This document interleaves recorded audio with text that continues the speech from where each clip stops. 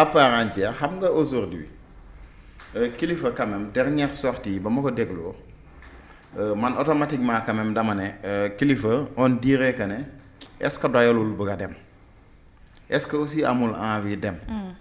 est-ce que amul lu xew parce que aussi jàpp naa ne sortie yooyu xam nga dañuy wax souvent ñu ne le président Bassirou Diomaye Faye n'aime pas la critique xam nga critiquer baax na mais est-ce que li kilifa defoon critique la xam nga souvent aussi c'est ce qu'on confond mooy parfois nit ki du critique lay def xam nga lu philosophe di wax avoir un esprit critique c'est bon mais avoir un esprit de critique c'est mauvais et jàpp naa ni dernière sortie yi ñaar yëpp yu mujjee def benn bi Seneweb benn bi Sans Limites c'était même pour pousser peut-être Diomaye à prendre une décision te loolu jàpp naa ne tey sa kilifa ak lu mu mënti doon mu nekk décret ou pas da nga ko war a respecter da nga ko war a jox cër da nga ko war a wekk dans le cadre du travail nga def ko comme ni mu la ko sante et su jeexee boo amee loo war a waxtaan ak moom nga dem nga waxtaan ko ak moom mais du da ngay dem ci média di def des attaques directement yoo xamante ne ku ko dégg quand même xam ne yow lépp loo ci arrivé yaa ko liggéey moo tax mu arrivé la beneen bi mooy xam nga Fatima ba ñuy nommé kilifa di ko def PCA Grand Théâtre est-ce que kilifa dafa setoon wecc mukk et pourtant le Pastef daf ñu waxoon ne maanaam bu nekkee am na rek lenn loo xamante ne ñu ngi la koy tuumaal yow moom nomination xalaatoo ko am et dañ ñu waxoon aussi dañuy def appel à candidature loolu amul kilifa def na ñaata temps bañ ko falee PCA wu Grand Théâtre yow est-ce que ci diggante bi am na loo xamante ne rénovation la ci Grand Théâtre boo xamante ne sentir nga ko yow en termes de travail man gisuma ko léegi à la limite man ci ñoom seen kii laa posé wu la question lan mooy liggéeyu PCA. voilà c'est ça la grande question mooy en réalité est-ce que les personnes là yu ñuy jël di leen nommer depuis presque 2 ans est-ce que nomination yooyu noonu ñoom lu tax ñu fal leen lu tax ñu teg leen foofu ñu ngi koy def c'est-à-dire loolu moo waroon nekk les questions les interrogations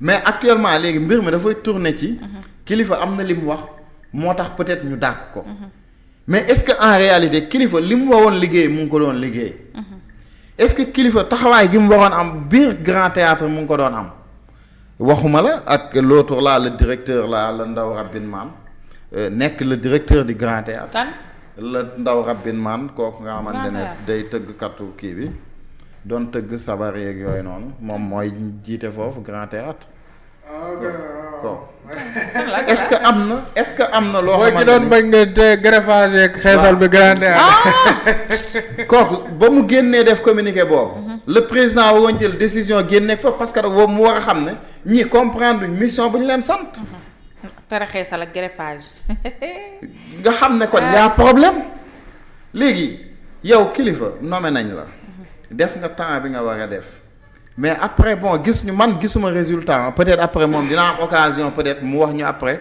lu mu liggéey biir Grand Théâtre yàlla boo ko jot mais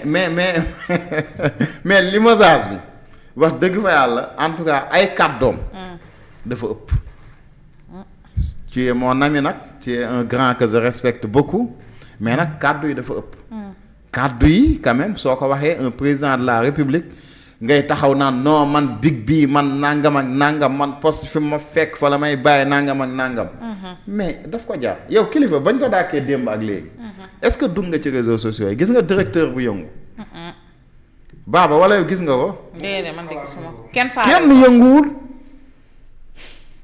xam nga amoon na bañ dàkkee Basir Kébé quelques personnes sax yu doon cëppi-cëppi mais démb kenn cëppi-cëppiwul léegi est-ce que dàkku kilifa ci kilifa dong la war a yem Fatima man gouvernement bi bañ ko falee ak léegi waxuma la directeur de gouvernement bi ci boppam def léegi mu def ñaari at xam nga xawoon nañ fi changer tuuti mooy ba ñuy jël ñetti ministre xaw ma génnee dugal ñeneen xam nga loolu de remaniement lañ ko fi tuddee woon mais du remaniement. mais gouvernement bi lan lañ nekk di def loo xamante ne waruñu mën a def remaniement changé ko. parce que ñi fi ne ñu ci bari presque 77% compétent wuñ. 77% def ñu seen liggéey. 77% passent leur temps à tweeter.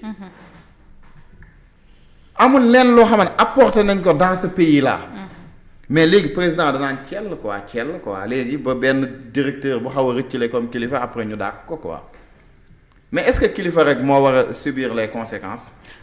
gisoo am na koo xam ne du wax mukk Queen Biz. mais li muy wax na liggéey ba jawul muy wax. parce que li nga fa teg xam nañ. xam na ni bi nga donc na ko def. non directeur la de. PCA la. waaw PCA. bàyyi ko mu nekk ci PCA am boobu. day xëy rek toog ci bureau ba. xam nga tey est-ce que kilifa rek moo war a nekk l'agneau du sacrifice est-ce que Bassirou Kébé rek moo war a nekk l'agneau du sacrifice. mais dans ce pays là la nit toog mu ne réew mi daa am problème autorité. li nag si l'autorité se sent que ne jot na mu récupérer son autorité quand même. c'est une bonne chose. c'est une bonne chose et jàpp naa ne actuellement nii.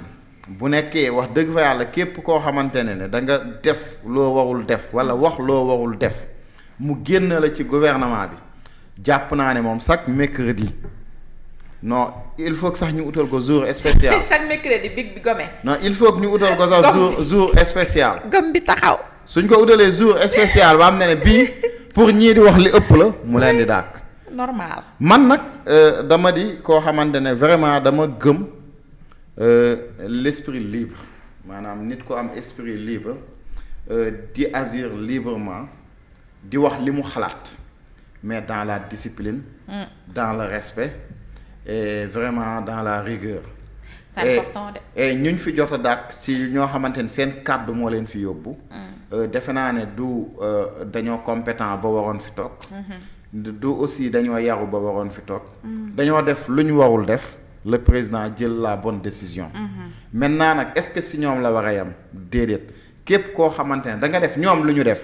le président warul hésiter nga nekk ministre wala nga nekk directeur ak koo mënti doon dafa war a jël la même décision. parce que aussi yamale bi aussi da nga koy tàmbalee foofu. ñu xam ne kat yow mii dañ la war a jox cër weg la jox la respect et bu loolu amul. boo ko defee dañ naan peut-être daa am ñu mu ñeme am ñu mu ragal waay. et loolu aussi baaxul ci autorité wala ci notoriété président. moo tax en tout cas je l'encourage que képp koo xamante ne yaa ngi tëb di dal bañ a def sa liggéey normal ñu jóg ci yow gis nga man. la mais dernière fois nag warul yam ci des critiques seulement hein. non moom ce n'est pas parce que on te critique nga gomme.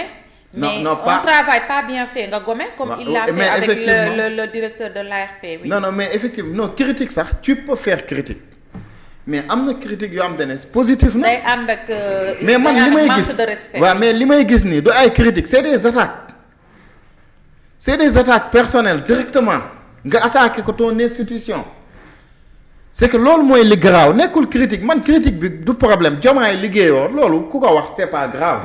Diomaye waroon nga def nii wala defoo lii loolu c'est pas grave mais attaquer la personne du président mooy li grave et ñoom les dernières sorties yëpp yi am loolu lay ndur man la dernière fois j'ai suivi Amadou Ba de Pastef ministre de la culture defe naa c'était sur Walf et d'ailleurs bañ ko poser la question sur le différend de Diomaye ak Sonko man sortie boobu mu def j'ai bien apprécié. tout le monde ñëpp j'ai bien apprécié parce que moom rek a ci wax ju rafet de. parce que gis nga mbir am na fu muy toll bu ci ut péete. defaral soo mënee defar. nga nekkoon kan. Amadou Ba ministre de la culture. boo mënul defar. Badara Gadiaga tax mënoo ko soo mënul defar bul yàq. boo mënul defar. bul saboter. soo mënul defar. tëjal sa làmmiñ. foofu la mbir mi toll mais pas ut péete man damay force ci Sonko wala damay force ci Diomaye te ñaar ñooñu ba ñuy ànd. bay tuddante ay doom di takkalante yi jabar. di bokk seeni mission. fekkee woo yëgoo tinoo. après yow politique moo la booleeg ñoom. mais ñëwal nga gérer bu jeexee mu jeex parce que ces postes là aussi. du ay postes yoo xamante ne dañ fay nommer nit rek. ñu ne c'est définitif de. déedéet. fii président moo fi am juróomi at boo xamante ne. ak député ala kulli aal kenn mënu kaa dindi non député sax bu defee ñaar at président mën na ko dindi. dissolution. waaw président rek moo ko fi am. ministre yii bu ci gën a mag. ministre bu ci gën a mag bu président bëggoon dindi la tey doo fanaan. soobee yàlla. te doo ci mën dara. après coow lay bari rek. donc ñoom Pastef jàpp naa ne le plus important mooy qu'ils se remettent au travail. moo gën de. que ñu xam ne souvent y a certaines choses yoo xamante ne xew na diggante Bassirou ak Diomaye Bassirou ak Sonko ñoom nañu ko régler seen biir buñ ko mënta régler que le président aussi xam ne réew mi aussi quoi qu'on puisse dire tandem boo lañ leen falee woo récépissé tout ça c'est pas important. Ce qui est important mooy le devenir des Sénégalais. Le devenir du Sénégal. Le devenir du pays man j'ai toujours dit une chose mooy. Que ça soit le président ou le premier ministre man dama considérer que ne dafa am ñàkk a wekk bu ñu wekk ñun sénégalais yi. mooy ñun dañ leen fal pour un mandat bien défini de 5 ans entre 2024 ak 2024 ak 2029 au lieu de travailler pour 2024 ak 2029. ñu ngi fii dañu tympaniser ak 2029. et loolu jàpp naa ne c'est un manque de respect envers les sénégalais. et loolu sénégalais yi ñoo ko war a régleel seen bopp. te jàpp naa ne bu ñu nee ba 2029 aussi nañ ko régleel seen bopp. maintenant li si des nag politique la président moo am sañ-sañu nommer ku ko neex moo am sañ-sañu dégommer ku ko neex. mais nag nay dégommer si ñoo xamante ne aussi liggéeyuñ. très bien si ñoo xamante ne xam nga ne li ñu leen tegee fii defuñu ko tey Sénégal kan mooy ministre du tourisme. xaw ma ko nag wax dëgg neex yàlla tourisme. xam nga lan moo tax xamoo ko. tourisme amul activité. amul activité. et pourtant tourisme war na war a mën a am activité parce que depuis 2020 dafa nekk ci guute ndax Covid bi. anam ministre du tourisme anam kenn gisu ko. fi PM ngay dégg affaires étrangères nu mu tuddati sax beneen bi ñoom Cheikh Diba waaw intérieur justice ñooñu rek ngay dégg. anam ministre tourisme. kan la ak agriculture te agriculture fan yii la. kan la ministre tourisme Baba xam nga ministre tourisme. ak ministre enseignement supérieur te kii yi tax ñu gën koo xam sax mooy étudiant yi. loolu rek ça te prouve que ne liggéey amul quoi. yàlla baax na liggéey amul. merci beaucoup Thierno Mamadou Cissokho il ne s'agit pas de la personne de Kilifeu on s'attarde